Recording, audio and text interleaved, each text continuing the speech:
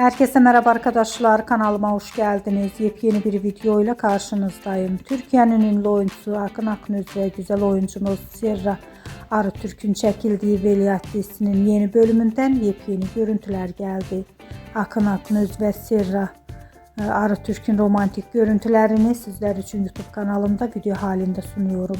Umarım beğenirsiniz. Arkadaşlar, videomu beğendiyseniz kanalımı izlemeyi ve bildirim butonuna basmayı unutmayın. Şimdilik benden bu kadar olsun. Yeni videomuzda görüşmek üzere. Hoşça kalın.